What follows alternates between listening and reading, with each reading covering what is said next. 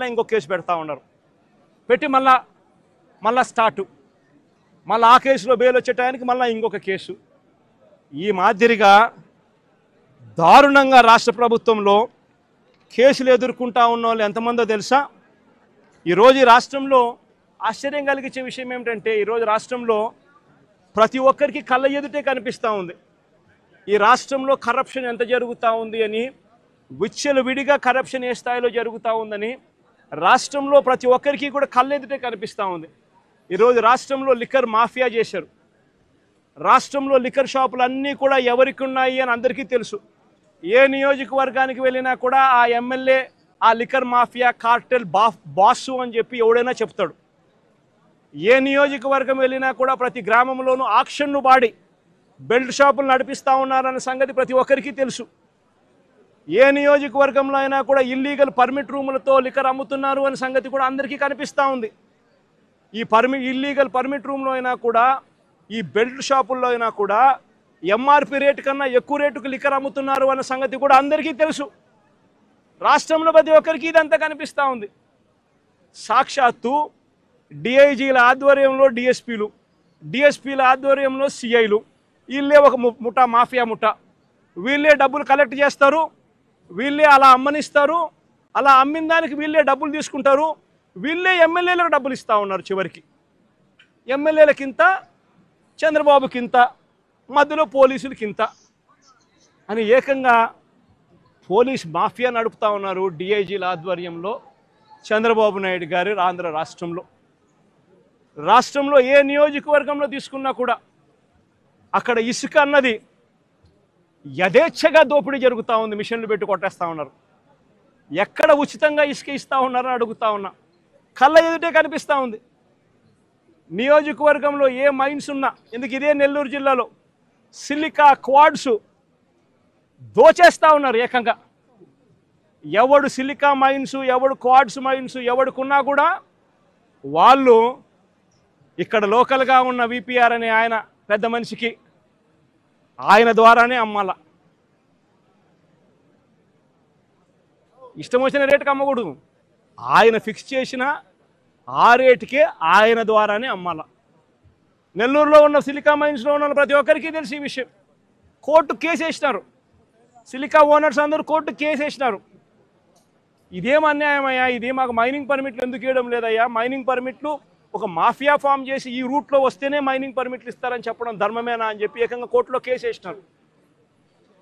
Silica quads ఈయన collect చేస్తాడు, ఈయన ఇంత పెట్టుకుంటాడు, నారా లోకేష్ బాబుకు చంద్రబాబు నాయుడుకి ఇంత పంపిస్తున్నాడు.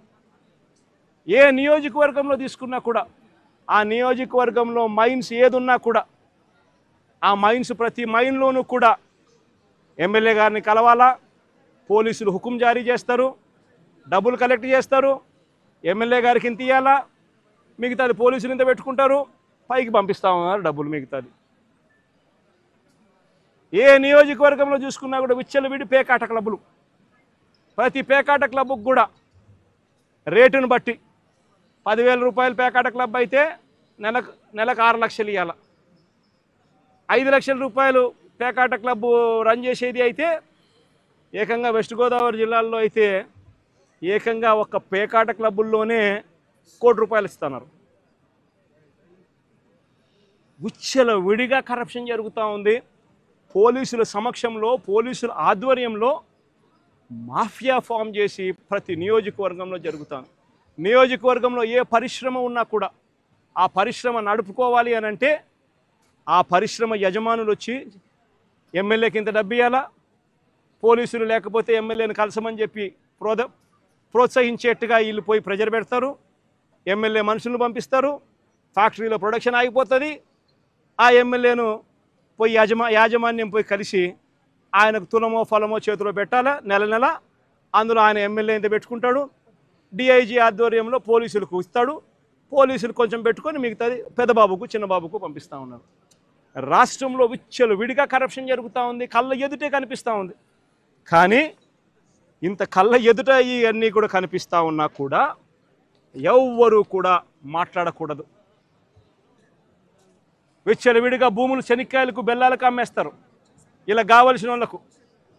వీళ్ళకి నచ్చినోడు ఎవడన్నా ఉన్నాడంటే 99 పైసలకు భూములు ఇస్తారు. వీళ్ళకి నచ్చినోడు ఎవడన్నా ఉన్నాడు అని అంటే ఏకంగా 30 ఏళ్ళ కాంట్రాక్టు 40 ఏళ్ళ కాంట్రాక్టు రూపాయిన్నర ఇస్తే చాలంటారు. విచ్చలవిడిగా భూములు శనక్కాయలకు బెల్లాలకు అమ్మేస్తూ ఉన్నారు. ₹4.60 పీపీఎల్ చేసుకుంటా ఉన్నారు. ₹2.49 మేము ఆ రోజుల్లో పీపీఎల్ చేసుకుంటే నానా యాగి చేసిన ఇదే పెద్ద మనుషులు. అంత విచ్చలవిడిగా కరప్షన్ ఒక వైపున జరుగుతూ ఉంది. మరోవైపున సూపర్ 6 సూపర్ 7లు గాలికి ఎగిరిపోయాయి. ప్రతిదీ కూడా మోసమని తేలిపోయింది. వ్యవస్థలన్నీ కూడా పూర్తిగా నీరుగారిపోయిన పరిస్థితులు కనిపిస్తూ ఉన్నాయి. ఏ మనిషి కూడా సంతోషంగా లేని పరిస్థితిలో చంద్రబాబు ప్రభుత్వంలో కనిపిస్తూ ఉంటే ఈ మనుషుల తరపున ఈ ప్రజల తరపున ఏ గొంతు వినపడకూడదు అని చెప్పి ఏకంగా ఈ పెద్ద మనిషి పిన్నెల్లి రామకృష్ణారెడ్డిని జైల్లో పడేసినాడు. ఈయన 4 సార్లు ఎమ్మెల్యే.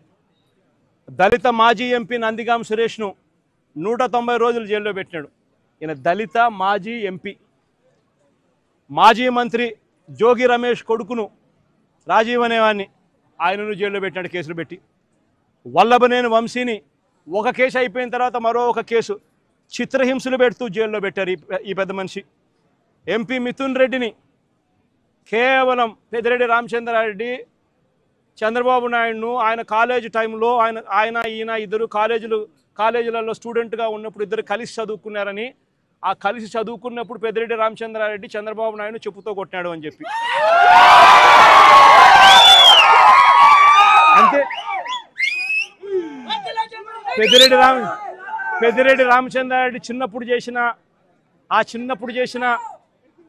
చిన్న గొడవ చంద్రబాబు నాయుడు మనసులో ఎంతగా నాటుకొని పోయింది అని అంటే ఏకంగా పెద్దిరెడ్డి రామచంద్రారెడ్డి కొడుకును ఎట్ట తిరిగి జైల్లో పెట్టాలా, పెద్దిరెడ్డి రామచంద్రారెడ్డికి మనక్షోభ కలిగించాలా అని ఎంత సేడిస్టిక్గా ఆయన వ్యవహరిస్తూ ఉన్నాడు అని చెప్పడానికి ఇదొక నిదర్శనం.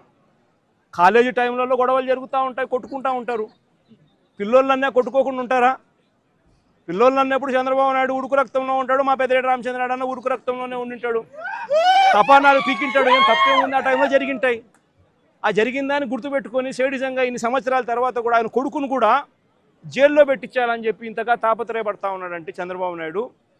ఈయన మనిషిలోని విషం, ఈ మనిషిలోని రాక్షసత్వం ఎంతగా ఉంది అని చెప్పడానికి ఇదొక నిదర్శనం. మరొకరు చెవిరెడ్డి భాస్కర్ రెడ్డి. పాపం చెవిరెడ్డి భాస్కర్ రెడ్డి ఏం తప్పు చేసినాడో నాకైతే తెలియదు. కేవలం ఆయన చంద్రగిరి కాన్స్టిట్యున్సీకి ఎమ్మెల్యే కావడం. ఇదే చంద్రగిరి కాన్స్టిట్యున్సీ చంద్రబాబు నాయుడు